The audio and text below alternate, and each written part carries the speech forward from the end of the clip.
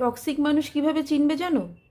যখন দেখবে তোমাদের পার্টনার, মানে যার সাথে তোমরা সম্পর্কে আছো, সে সম্পর্কে এফোর্টস দিচ্ছে না, 2-3 দিন ধরে গায়েব হয়ে যাচ্ছে। তারপর যখন তোমরা প্রতিবাদ করছো যে কেন এরকমটা করছো, তখন সে কোনো রকম কোনো রিজন তোমাদেরকে দেখাতে পারছে না।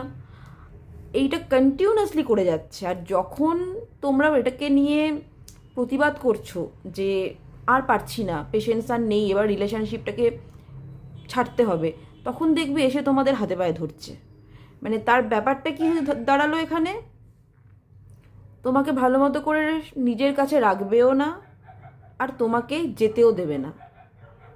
এরকম মানুষদের থেকে কিন্তু খুব সাবধান। এরা হচ্ছে প্রচণ্ড টক্সিক।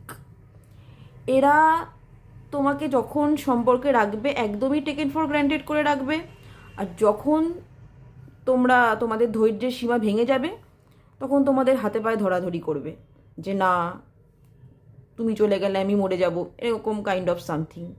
তো এইসব মানুষরা হচ্ছে অ্যাকচুয়ালি টক্সিক মানুষ হয়।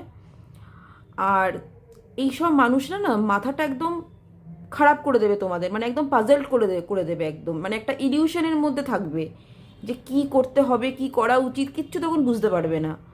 মানে এরা একদমই মেন্টাল হেলথকে হেল করে দেয়, ইমোশনালি একদম ডাউন করে দেয়। তো এই সব লোকেদের থেকে একদম দূরে থাকবে। তো এটাই আমার আজকে বলার ছিল। চলো আবার দেখা হবে কাল। বাই।